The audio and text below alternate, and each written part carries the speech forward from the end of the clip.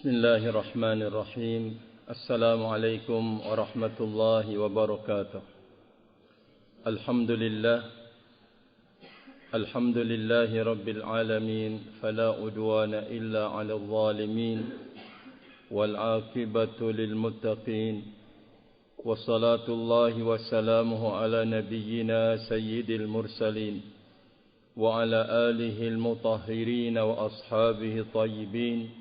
ومن تبعهم بإحسان إلى يوم الدين.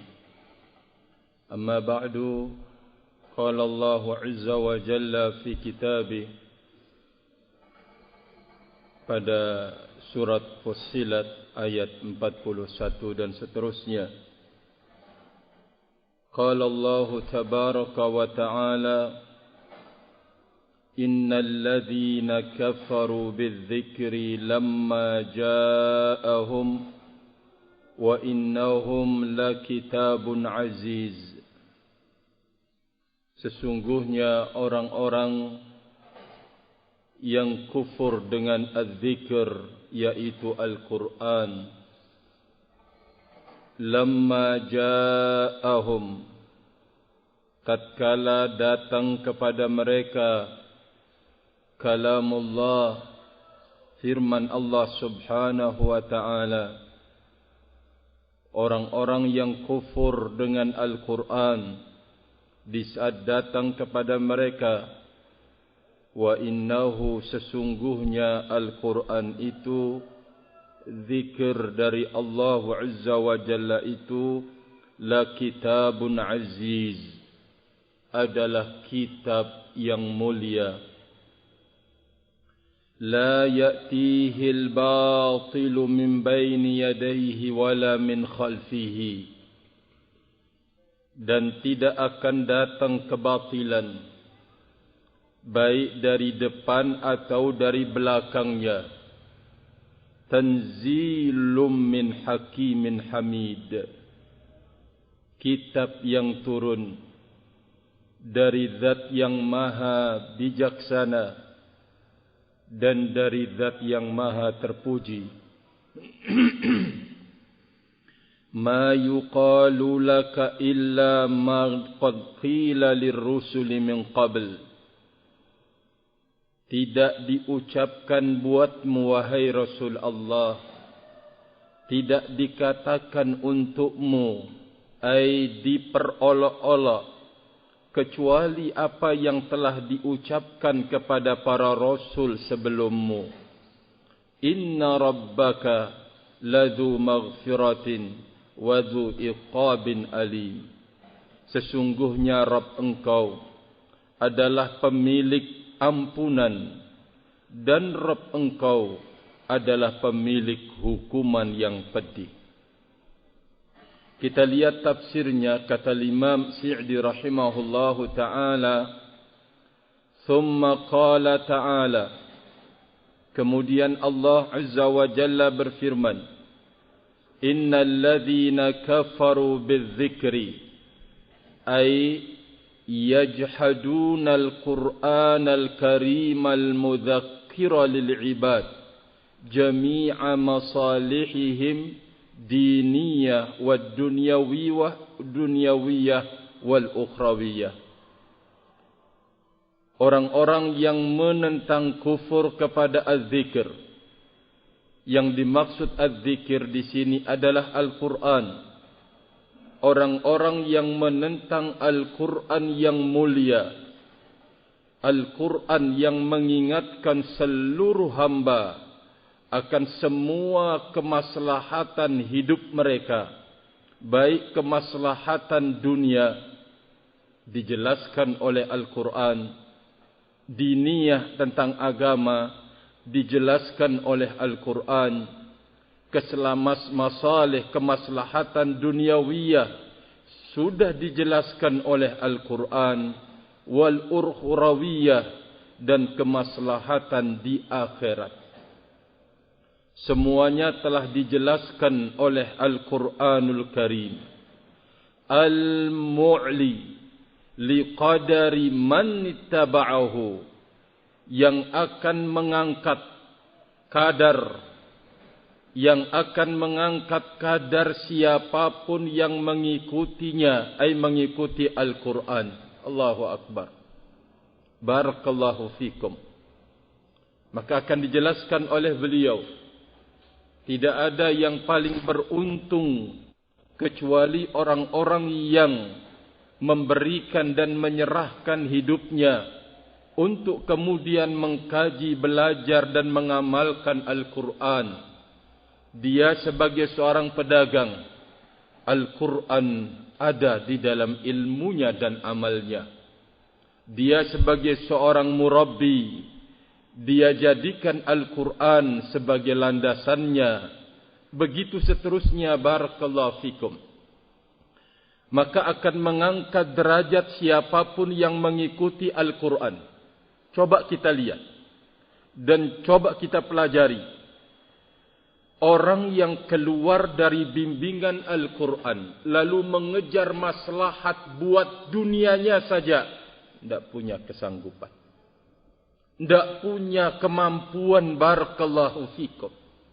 Tidak sanggup, rahimani wa rahimakumullah, kalau sampai keluar dari Al-Quran. Terkait dengan agamanya lebih-lebih lagi. Terkait dengan akhiratnya lebih lagi. Tidak akan punya kemampuan, barakallahu fikum. Maka oleh karena itu sebuah nikmat dari Allah Azza wa Jalla, dengan berbagai kegiatan kita untuk mencari duniawi, kita mencoba memolesnya, memperindahnya dengan bimbingan Al-Quranul Karim, kita menemukan ketenangan walaupun hasilnya sedikit, barakallahu fikum. Kita tetap tenang dan tentram, rahimani wa rahimakumullah, karena Al-Quran telah menjelaskan hari bergulir, rezeki tidak pernah akan keluar dari jalur yang telah dituliskan oleh Allah, dimanapun engkau berada. Sehingga inilah yang menjadikan dia tenang dan tentram. Bisa dia mencari kemaslahatan duniawinya, dia dapat kebutuhannya atau tidak dapat, dia tetap tenang dan tentram, barakallahu fikum. Maka dia bisa mengerti hal ini dari apa yang dijelaskan oleh Allah Azza wa Jalla di dalam Al-Quran. Lebih dari itu, tidak ada seorang pun yang mencoba membenahi hidupnya dengan Al-Quran yang kemudian direndahkan derajatnya oleh Allah Subhanahu wa ta'ala. Mulai dari generasi salafun as-salih, para sahabat Nabi, tabi'in dan atba'ut tabi'in. Mereka menjadi orang yang terhormat sampai yaumul qiyamah, orang yang terdepan karena kitabullah Subhanahu wa ta'ala. Karena Al-Quran yang mereka pelajari, karena Al-Quran yang mereka praktikkan dalam ibadah, dalam manhaj mereka, dalam akhlak mereka, dalam muamalah mereka. Barakallahu fikum. Mereka terhormat, mereka orang-orang mulia. Maka oleh karena itu, siapapun yang ingin menjadi orang yang terbaik di masanya dan dikenang kebaikannya oleh generasi setelahnya, jangan tinggalkan Al-Quranul Karim. Jangan tinggalkan kitabullah. Alhamdulillah, tidak ada istilah terlambat. Di saat tua kita mendengar Al-Quran itu bimbingan para sahabat Nabi, di atas bimbingan para sahabat Nabi ridwanullah alaihim ajma'in. Lamma ja'ahum ni'matum min rabbihim ala yadi afdalil khalqi wa yang dibawa oleh seseorang makhluk yang paling afdal dan yang paling sempurna, Nabi kita Muhammad sallallahu alaihi wa ala alihi wasallam. Mereka tentang, mereka ingkari. Padahal tiadalah Allah Azza wa Jalla mengutus utusannya kecuali untuk melakukan perbaikan dan pelurusan hidup mereka. Tatkala ditentang, tatkala ditolak, ditentang yang membawanya, ditolak apa yang dibawanya, berarti kan kerugian besar, barakallahu fikum. Walhal innahu lakitabun jami'un li awsafil kamal. Kondisi Al-Quran itu sesungguhnya adalah menghimpun sifat-sifat kesempurnaan.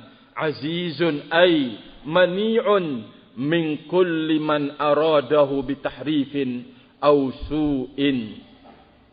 Aziz, Allah yang maha berkuasa. La kitabun aziz, yaitu kitab yang agung dan mulia, yaitu kitab yang dicegah, dipelihara, dilindungi dari siapapun yang menginginkan penyimpangan atau kejelekan pada Al-Quran. Aziz, terpelihara, terjaga, dimuliakan oleh Allah Subhanahu wa taala.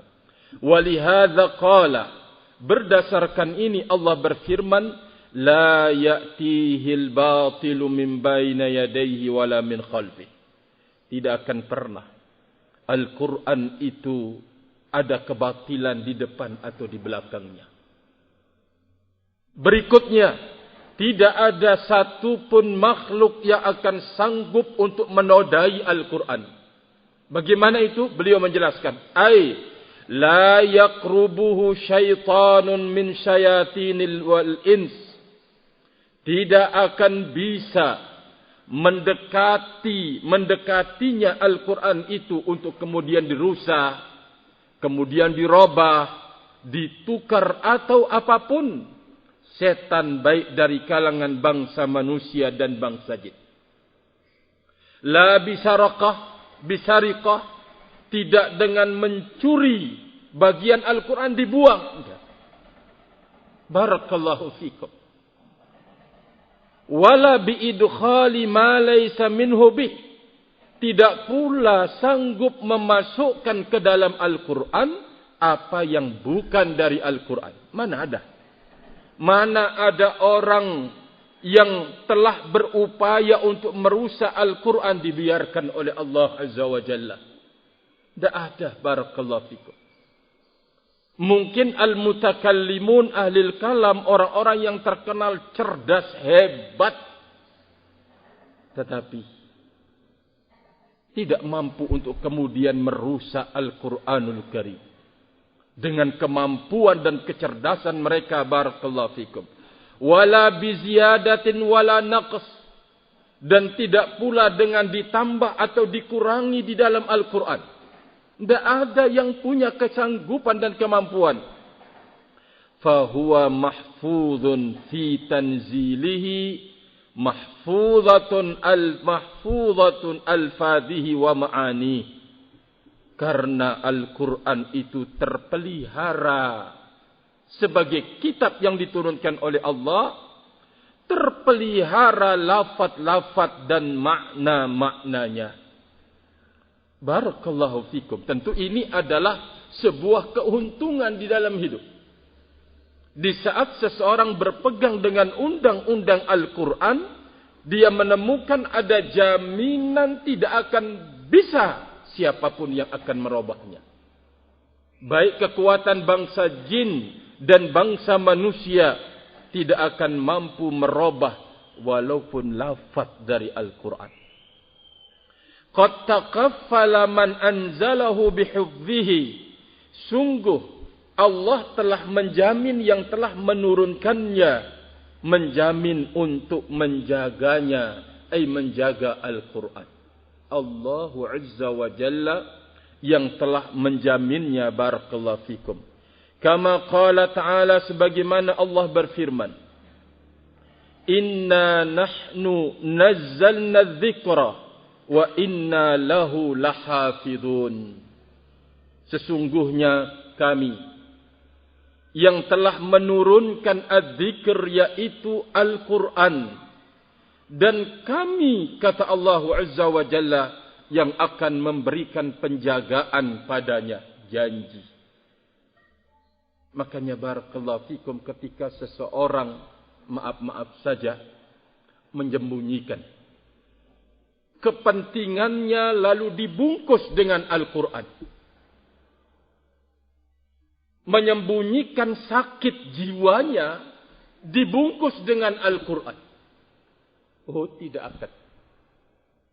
Tidak akan bertahan lama bungkusan itu akan dibongkar oleh Rabbul Izzah Subhanahu.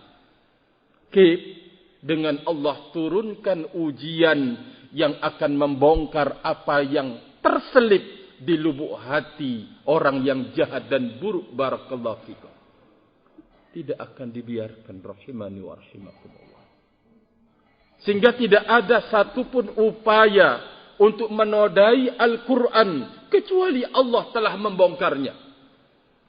Allah membongkar dari junud tentara-tentara Allah Azza wa Jalla, dari ulama warasatul anbiya.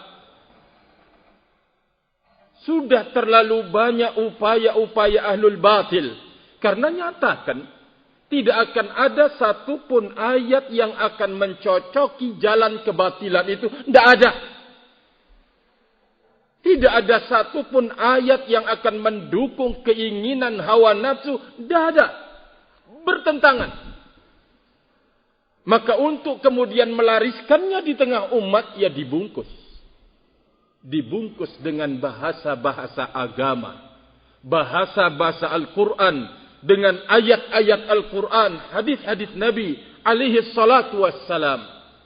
Tidak akan dibiarkannya dinodai.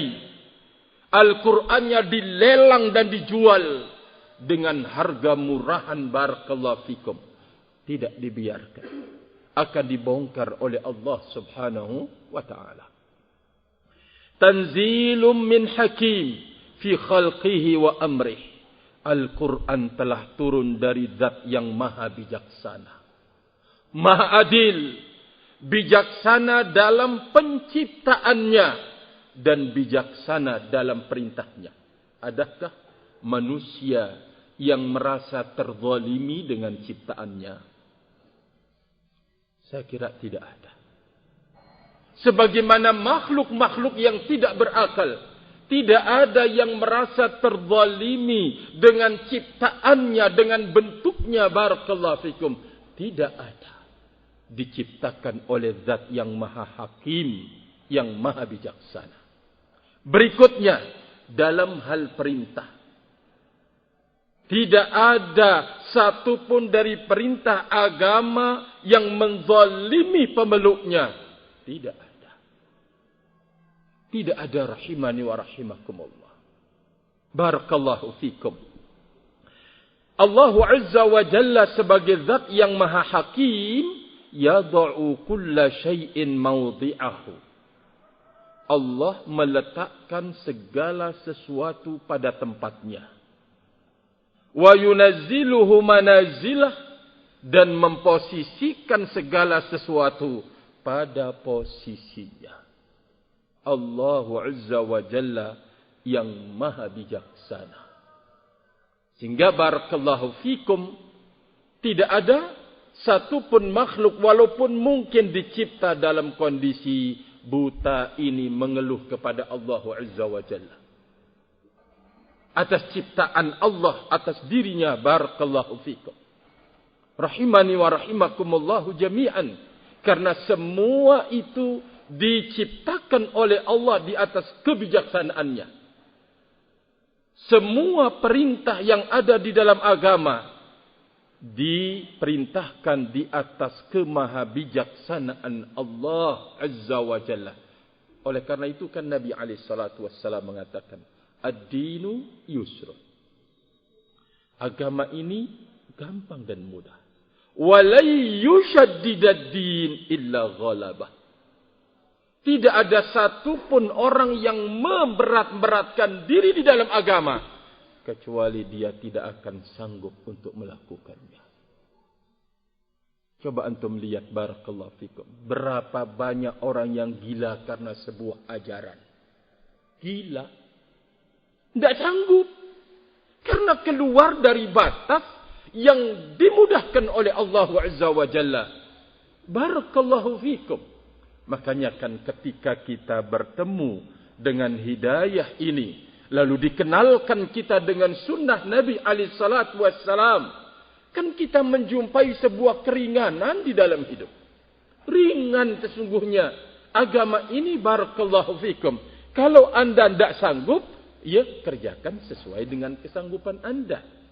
Tapi kalau orang yang sudah keluar dari jalur ini, yang dia tidak sanggup, berusaha semaksimal mungkin untuk bisa memikulnya, hilang akhirnya.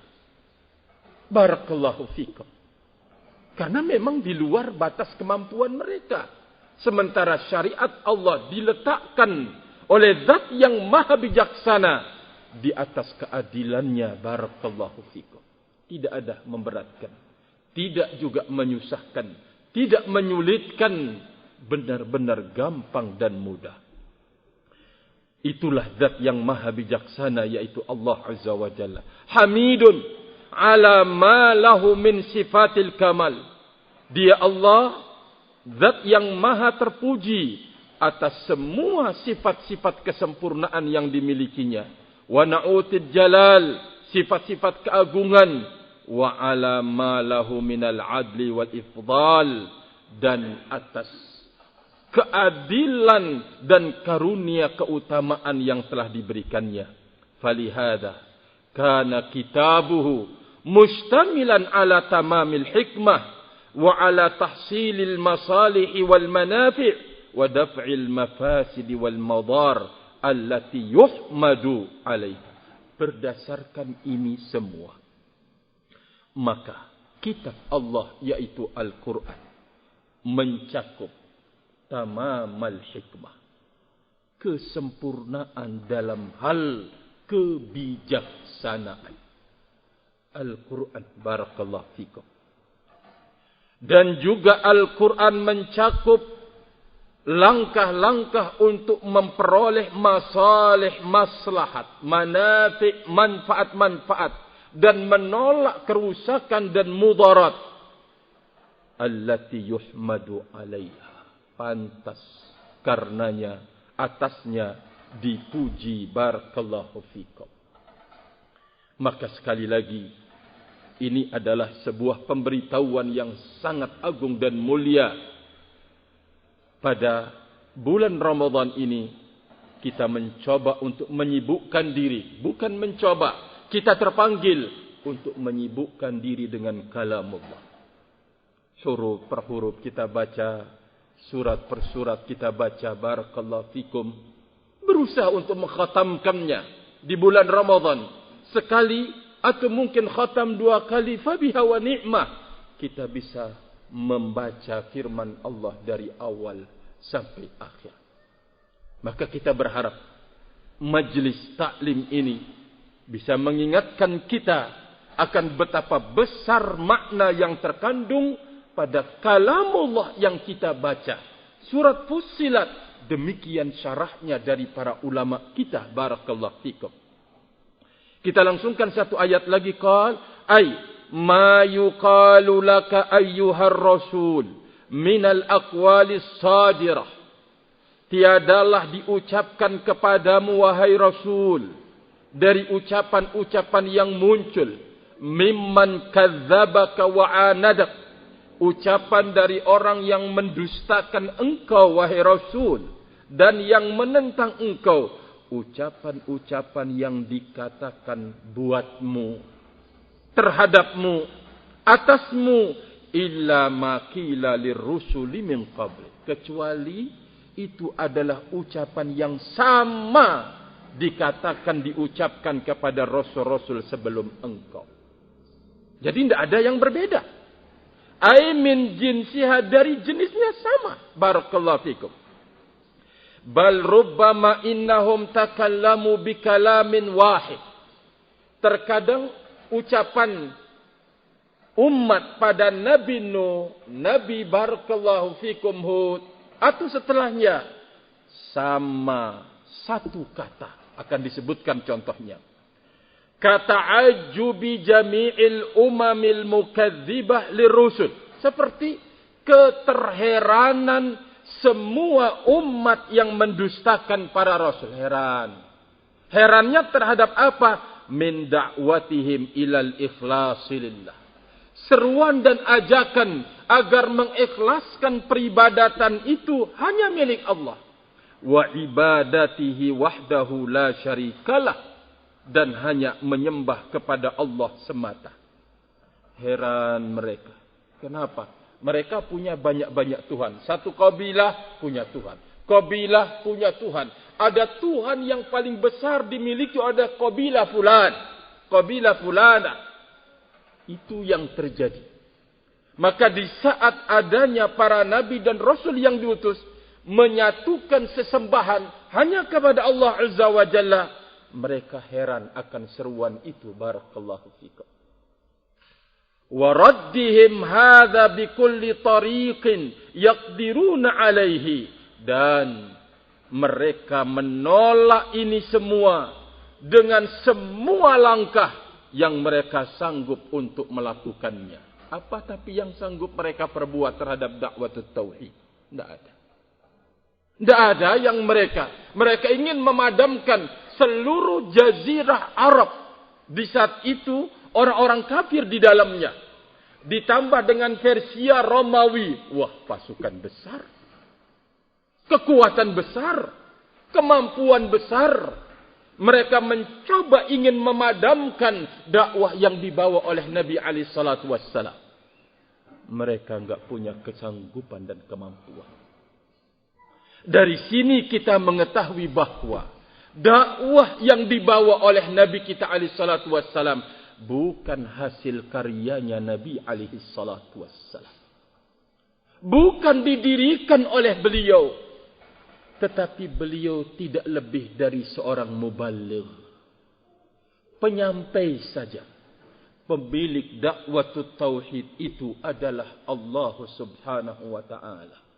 Tidak mampu mereka perbuat. Mereka ingin memadamkan dengan kekuatan yang besar, tidak sanggup. Barakallahu fikum.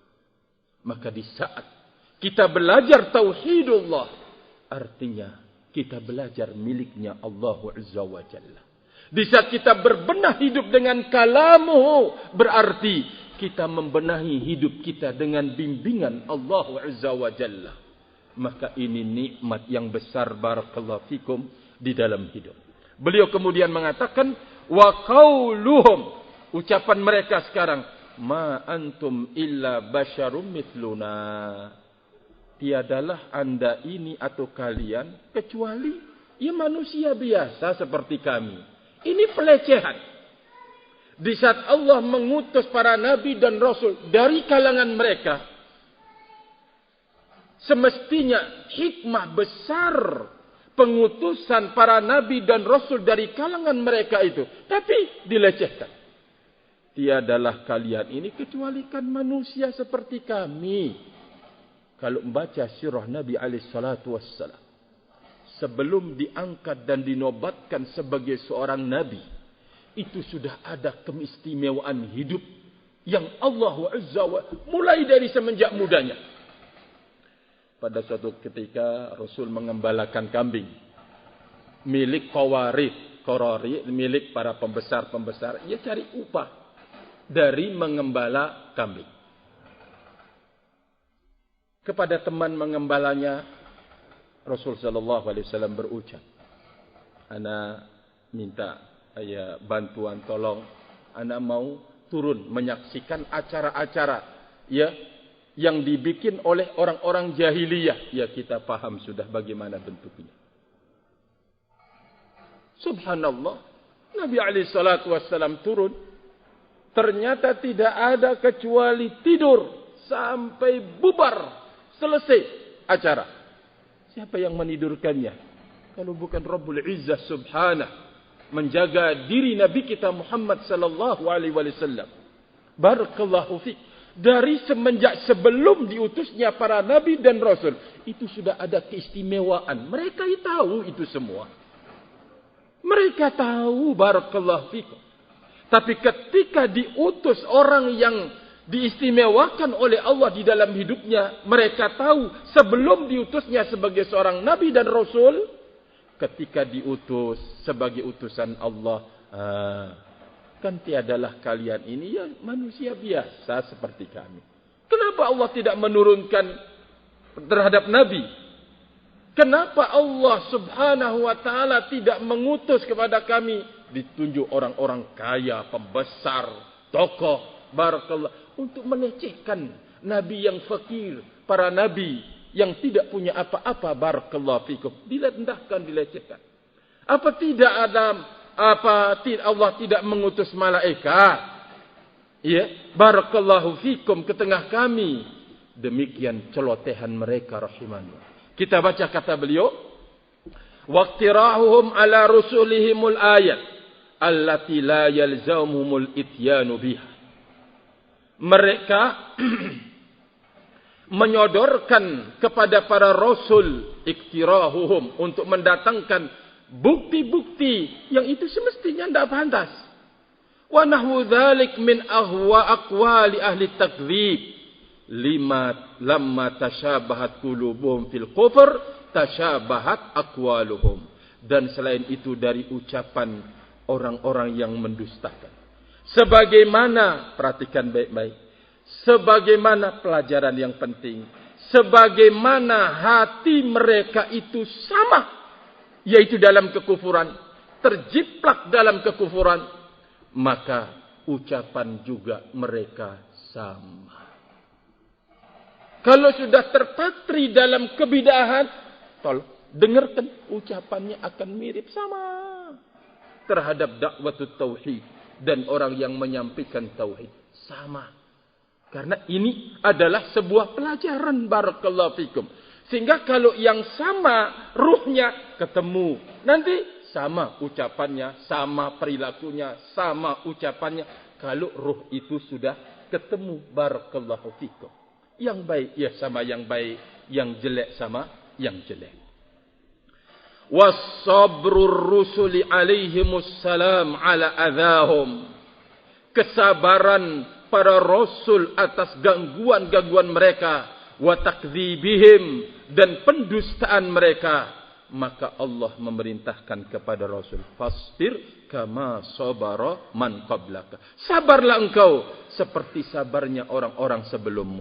Summa, terakhir beliau mengatakan, summa da'ahum ila taubati wal ityani bi asbabil maghfirah. Kemudian Rasul sallallahu alaihi wasallam mengajak mereka menuju taubat dan mengerjakan sebab-sebab pengampunan itu datang. Wa hadzarahum minal istimral alal ghai, dan Rasulullah memperingatkan dari mereka dari terus-menerus di atas kesesatan. Faqala inna rabbaka ladu maghfiratin. Sesungguhnya Rabbmu adalah pemilik ampunan, ay azimah, pengampunan yang besar. Yamhu biha kulla dhanbin liman aqla'a wa taba. Yaitu pengampunan besar bentuknya. Allah mengampuni dengan pengampunan besar itu setiap dosa bagi siapapun yang mencabut dan bertaubat. Wadhu iqabin alim, dan Allah pemilik hukuman yang besar, yang mengerikan, menyakitkan dan menakutkan, liman asarra wastakbara, yaitu kepada siapapun yang terus menerus dan menyombongkan diri. Subhanallah. Jadi barakallahu fikum, ini adalah pelajaran dari tafsir yang kita baca. Banyak faedah yang bisa kita ambil, barakallahu fikum. Satu catatan tadi, siapapun yang serupa dalam jiwanya akan serupa pula perilakunya. Ketika sama hatinya dalam kekufuran, maka sama pula ucapannya, barakallahu fikum. Catatan yang sangat penting di saat kita menjumpai sebuah peristiwa. Loh, kok ucapannya sama? Oh iya, itulah sebagai bukti kalau qalbnya sudah sama, ruhnya sudah sama. Wallahu ta'ala alam bis-shawab, wa akhiru da'wana anil hamdulillah. Subhanakallahumma bihamdika asyhadu an la ilaha illa anta astaghfiruka wa atubu ilaik. Wassalamu alaikum warahmatullahi wabarakatuh.